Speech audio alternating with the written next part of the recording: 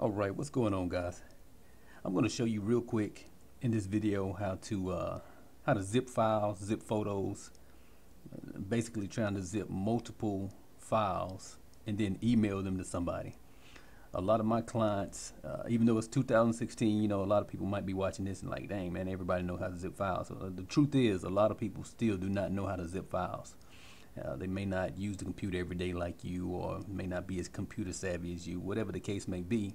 If you're watching this video and you don't know how to zip files, well, hey, continue to watch and maybe this will help you. If you already know how to zip files, then, don't watch the video, obviously. But a lot of my clients send me photos, so I'm going to be zipping photos, but you can pretty much use this for any kind of file. If you have multiple files that you need to send somebody or send somewhere through email, you want to zip those files. You don't want to sit there and load up an email with like 10 different files individually. You could zip them all up and make one compressed file. And actually, when you do this, it does take a little bit of the size down, but not a significant difference. But anyway, for any of my clients that's watching this video, or anybody else out there who doesn't know how to zip files, this is how you do it. So we all know most of the time we got our photos somewhere. The main thing what I've seen a lot of people run into trouble with is they not knowing where on the computer their stuff is. I mean, even if you download something, a lot of people are like, yeah, I don't know where I didn't get the download. Well, you got the download, you just don't know where you put it.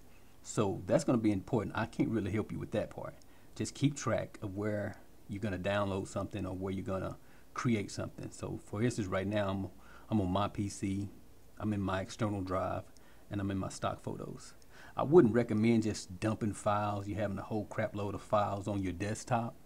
But like every computer pretty much comes with a documents folder, a pictures folder, a video folder. So if you're going to be sending photos, put all your photos off in your pictures folder, and then create the zip file there. That way it's in your pictures folder. But what you want to do, you want to take your mouse, and you're going to be left clicking. Most of the time we do stuff on our PC, we left click. So you can left click and hold down your mouse and then just drag over the photos that you want to send somebody. You could click on the first photo, go down to the last photo and hold down your shift key, click on that photo, and that'll select all of the photos. Or you could hold down control key, press A, and that'll select all of the photos. For this example, I'm just going to be zipping up some photos, so I'm going to do these last ones on this bottom.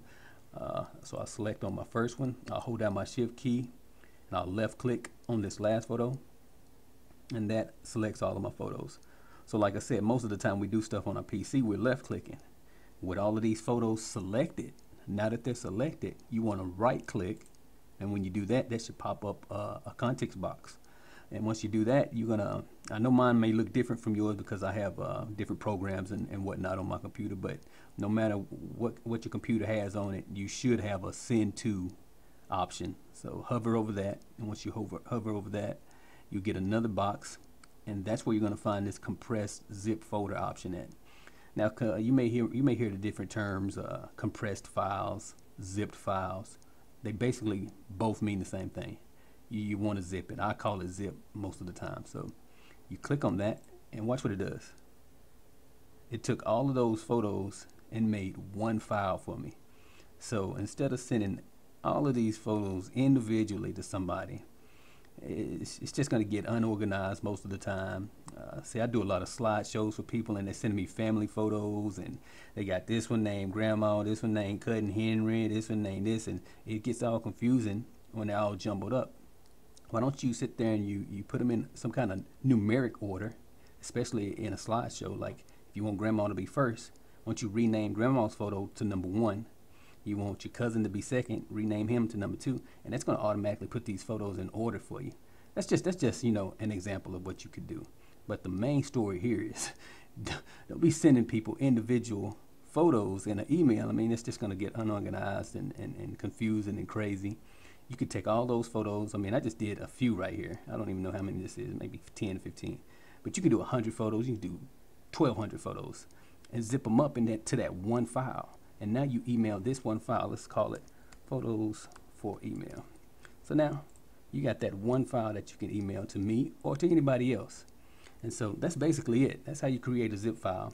Now, once again, just keep in mind where you put this file. Once you zip it, or if you end up downloading it from me or from somebody else, just remember where you put it. I think that's the big problem with a lot of people. Some people may know how to zip files, but sometimes they may lose it on their computer.